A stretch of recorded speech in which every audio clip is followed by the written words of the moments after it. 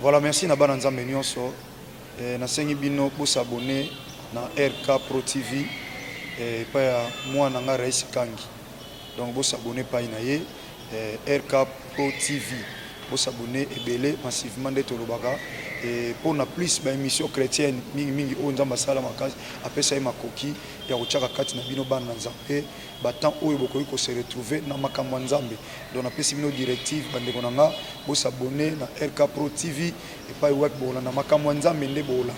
Tout ce qui est chrétien, donc des œuvres chrétiennes, pour la édification de l'église Corps de Christ. J'insiste, RK Pro TV, vous s'abonner massivement pour nous retrouver par ya Makamanzam. Na ma par ya ngai mo pende kona bino de la foi et ko leka kuna et pas ya moi na biso Rais Kangi. Que le bon Dieu vous bénisse.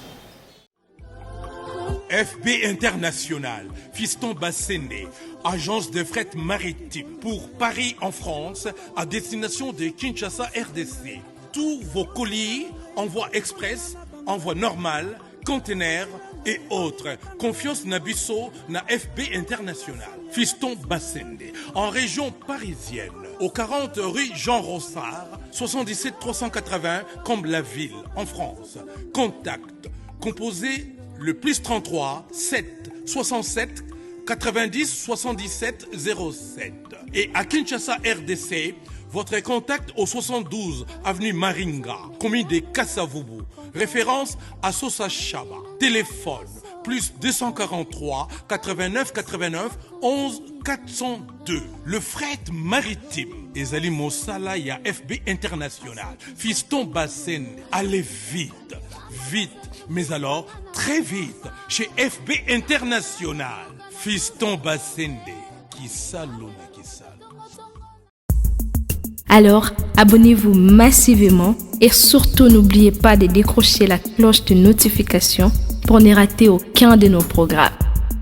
RK Pro TV.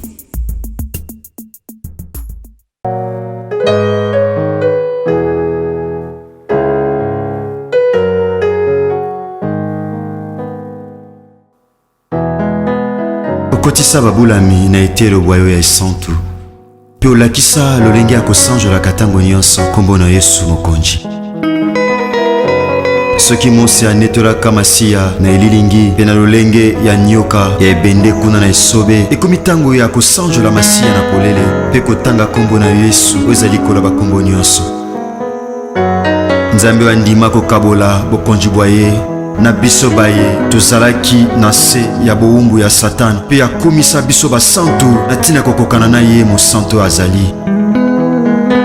Kombo bipa etangamaka bikomba bazwaka bana. Haleluya. Kombo elongola biso na bowumbu ya Satana. Kombo na Yesu. Kombo yo epesamela mokili na ntina ete lobiko etangama na mokili epai ya bato. Yesu Masiya tika na sanjola kombo na yo. Kombo epesamela mokili na ntina ete lobiko etangama na mokili epai wapi butu ankolela pe mikakatano ekomama na mitema ya bato. Kombo elatisa mokili lamba sika oyo moto moko te akoki kolongola yango. Kombo yo ekamuna misala ya Satana lokola mosali mafuta akamuna kambila mpona kobimisa mafuta. Kombo yo ememaka bomoi epai kufa elobama. Kombo yo ememaka lobiko epai bokono eumela ntango molai.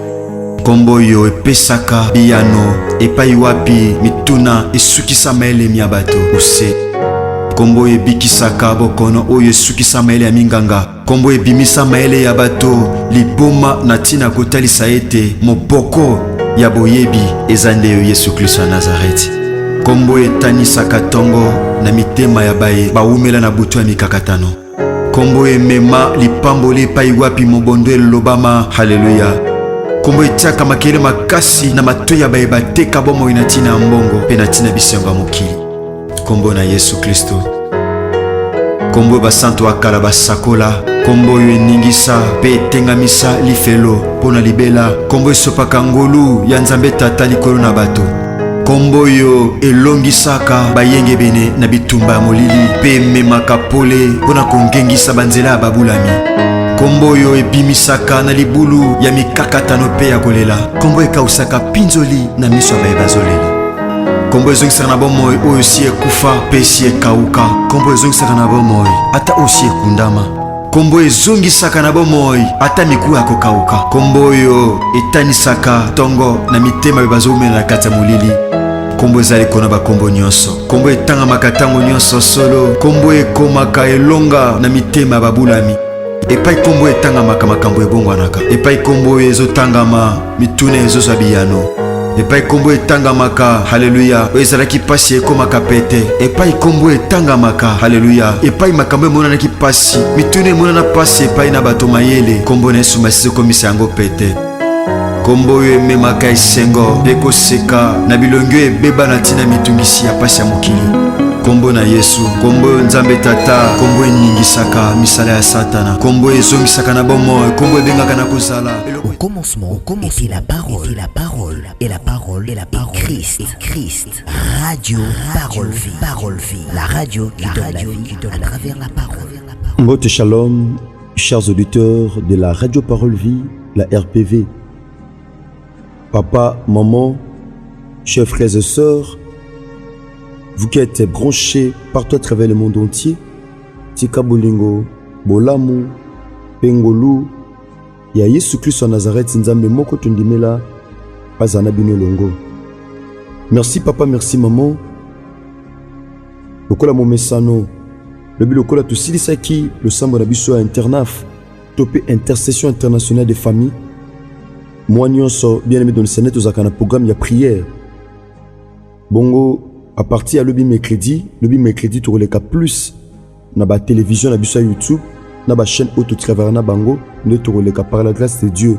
Boluka, à tout moment, vous s'abonner na RK Pro TV, na DLF TV 2, na Chiffre 9 TV. Nous allons malam pour vous notification. Na bon delio papa, maman, on peut s'en penser attention à yo. Je ne mérite malakisi oyo. Eko pambola yo, mon frère, ma soeur. Mouta discret yote, panda pena kimia la nanga na bokebi. To sambeli, kolo to pesio merci. Ezana mutu moko ta loba malamu koleka yo, tope lokola yo. Kolo, tango yo lobaka, na mabanga epasukaka, na biyano epesamaka. Tata, na bondeli yo Yesu Masihi Nazareth, opesa réponse. Na mutuna moko na moko même nzela message oyo pa na ndeko moko azolanda biso quelque part. To recommander kolo enseignement lelo to pe exhortation oyo na sala boko no ngolo bongo na kombo no Yesu Masihi Nazareth nde to bondeli beto lobi amen. Merci papa, merci maman. Ngai to kabola mama likamna tongo lelo donc mes ali je désire voir Jésus-Christ de Nazareth. Nalingi namona Yesu Masihi Nazareth. Bien-aimé, ezana mutumo takutana na Yesu Masihi vine etikala lulenge moko. Baba kutana kana Christ lokola ba pécheur masumu elimbisama. Baba kutana Christ lokola basi ya ndumba bakoma ba évangéliste. Baba kutana kana Christ lokola ba bomi bakoma ba pandisango malamu. Bien-aimé dans le Seigneur, beba kutana Christ malade bakoma guéri. Donc mon côté akutana Yesu Masihi Nazareth bongo vie etikala kalo lengi wana. Mon côté akutana Christ moto kolela vie etikala via kolela.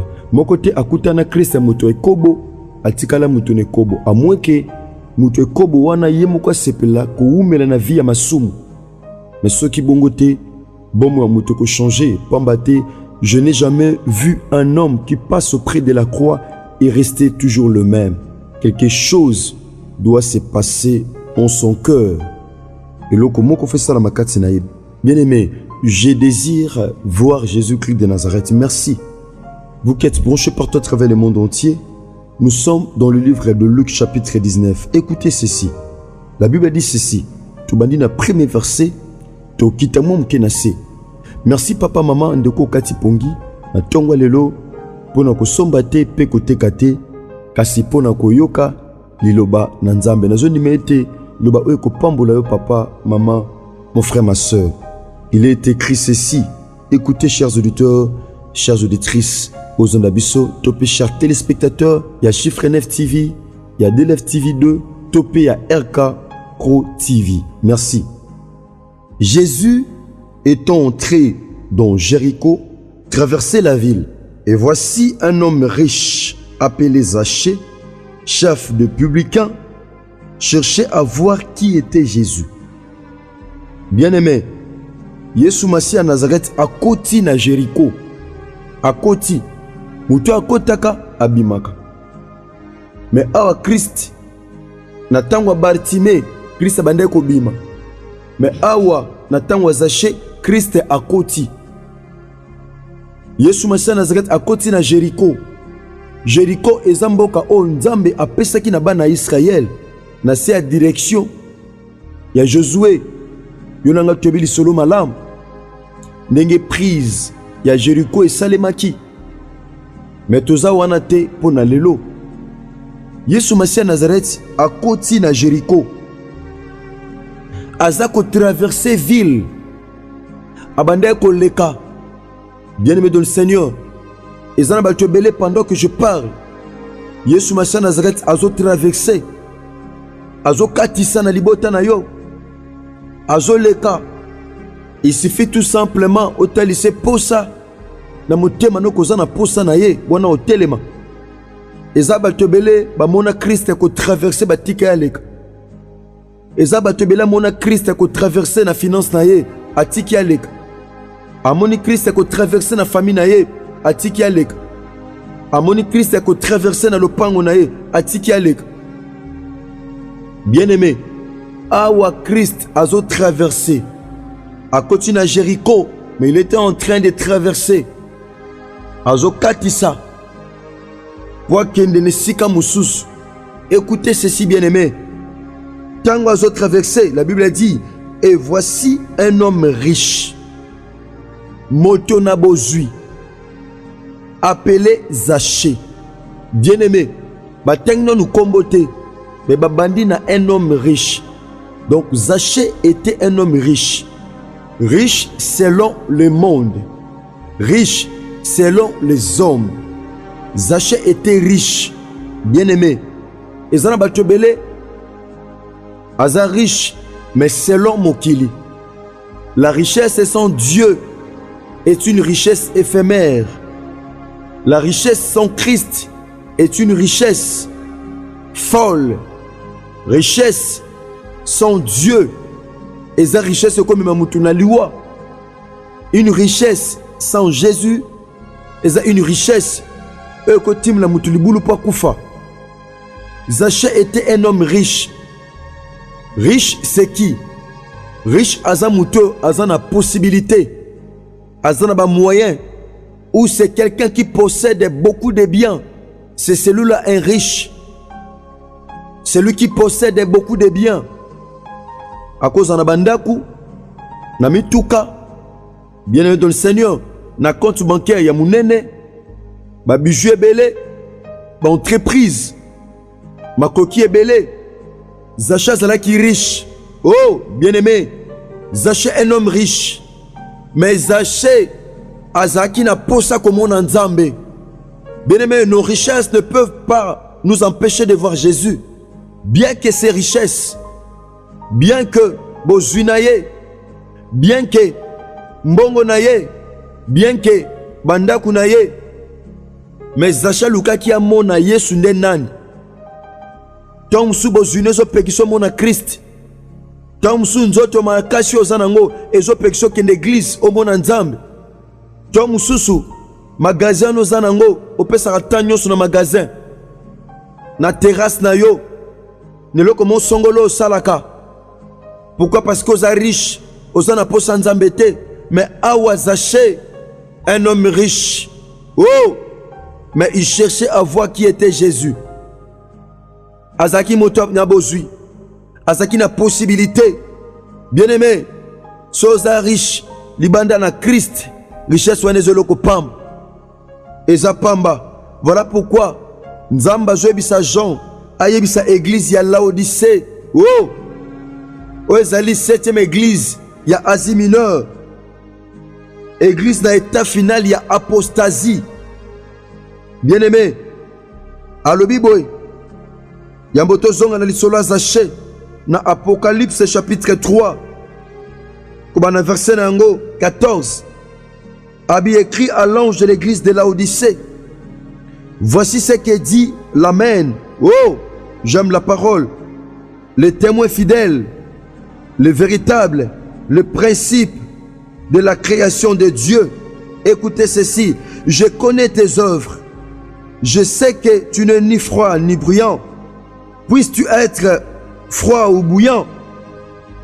Ainsi, parce que tu es tiède et tu n'es ni froid ni bouillant, je te vomirai de ma bouche. Parce que tu dis, je suis riche. Oh, Nzambe azobisa Jean ebisa église ya Laodicée. Puisque tu n'es ni bouillant, ni froid, Abi, je te vomirai de ma bouche. Abi, puisque tu dis, je suis riche. Riche selon les hommes, riche selon le monde, mais tu n'es pas riche selon Dieu. Bien-aimé, Abi, tu dis, je suis riche. Je me suis enrichi et je n'ai besoin de rien. Oh, parce que tu ne sais pas que tu es malheureux. Yaya, riche sans Dieu, il est malheureux. Riche sans Dieu, il est misérable. Riche sans Dieu, il est pauvre. Bien-aimé, si tu es riche sans Dieu, sans Jésus, sans Christ, sache-le très bien, tu es pauvre. Tu es misérable, tu es malheureux. Sans Christ, vivre sans Christ, c'est comme le sel sans saveur. Posséder de grands biens, bien-aimé, sans Dieu, là tu es misérable, là tu es pauvre. Bien-aimé, ici Zachée était un homme riche, mais il sentait en lui un vide. Il comprenait que, bien que je sois riche, mais je sens en moi un vide. Eux que vous allez combler, Kakananzambe. Bien-aimé, il sentait en lui un vide. Bien-aimé, tu as un vide en toi. Tu as besoin de Dieu. Tu as besoin de Christ dans ta vie. Ozana mituka eza mabete. Oza bandako eza mabete. Okinda ba voyage à minen. Oza ba voyage à minen et à mabete. Oza riche selon Dieu ou selon le monde. Zachée était un homme riche. Écoutez ceci, bien-aimé dans le Seigneur. Zachée, un homme riche. Amoni Christ a traversé. Yaya. Zachée, un chef de publicain. Azaki Mutundeti Batunyo, c'était une personne de distinction. Riche. Chef de publicain. Mais cherchait à voir qui était Jésus. Azoluka. Ayeba Nanazaki Christ. Écoutez ceci, bien-aimé. Mais il pouvait y parvenir à cause de la foule, car il était de petite taille. Zachée posa mona Christ. Mais atala be foule. Moi mona Christ ezate. Atala boy, ba disciple. Moi mona Christ ezate. Atala pe boy taille na ye. Moi mona Christ ezate, bien-aimé. Richesse à Zachée et empêcha qu'ils achètent à mon Christ. Il y avait trois choses où empêcha qu'ils achètent à mon Christ. 1. Ezaki tainaye. 2.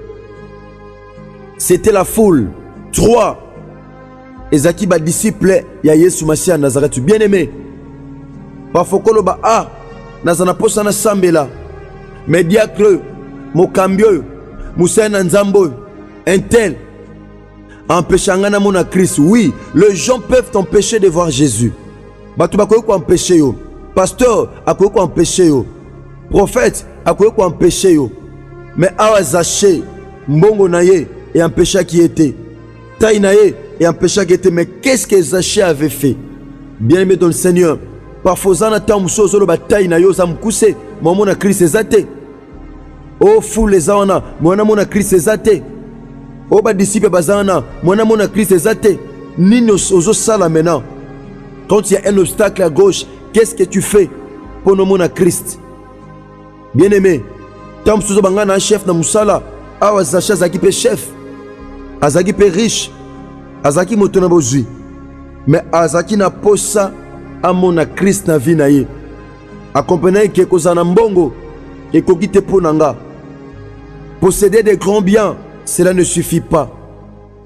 Fona lukana mona Christ. Or, il y a des moyens et des voies qui nous permettent. Il y a comme on a Yesu Massi à Nazareth. Il y a des voies. Et dans banzela bien aimé, eux ko pesa biso nzela to mona Yesu Massi à Nazareth. Bien aimé, Zaché cherchait à voir. Abandé ko luka a télémakité. Tom sona kek à gauche, Tom sona zogi à droite avec un seul objectif, amona Yesu. Zaché ande ko luka mon. Est-ce que luka mona Christ? A oso bala au mona chez Coca. A tam chose en étranger, aux en poto, au mona chez Coca, au bâtiment ensemble les athées. Pour au luka qui panzambe si ozui, au luka bana si ozui, au luka libala si ozwa, au luka musala, au luka permis de conduire, au luka poste, l'entreprise moko songolo, ton organisme mo songolo, sozwa. Tu n'as plus besoin de Dieu, bien aimé, tu te trompes. Zaché, un chef de publicain, un homme riche, mais il cherchait à voir qui était Jésus. Merci, chers auditeurs de la radio Parole Vie. Tika Yesu Christ en Nazareth, Nzambe moko tondimela, Asalabino Ngolu Pebolam. Merci tout comme pratique manasuka, eza enseignement. Tika Yesu Christ en Nazareth, apambo la binondeko. Dans le bâtiment, on y a Olandi biso na WhatsApp, to na télévision. Aussi, m'a un message. Oko comme la biso na plus 243 89 75 70 917. Topé na ba numéro où est affiché, topé branché, wana, ozwangai pasteur Herbie, topé ingénieur Chris Kundenga, Enoch DG. Merci à toute la grande équipe de la radio Parole Vie, ingénieur Chris Kundenga, ingénieur Gersa Pemba, ingénieur Trésor Tingi, ce qui est ce Christ en Nazareth à maisonilité, Tukutani Bongo Lobby na numéro Asika. Sinon, que Dieu vous bénisse. Merci. Au commencement, était la parole, et la parole, Christ. Radio Parole Vie, la radio qui donne la vie à travers la parole. Abonnez-vous sur RK Prod pour équilibrer votre vie. Un programme consistant pour votre vie chrétienne. Campagne évangélique. Prédication. Prière.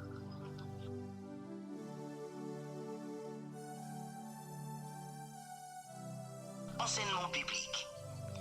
Divertissement.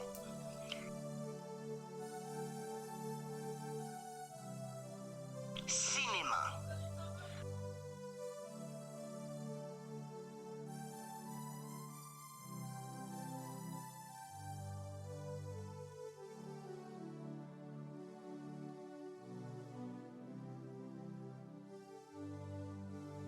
Musique. Alors, abonnez-vous et n'oubliez pas de décrocher la cloche des notifications pour être informé à tout moment. RK Prod TV.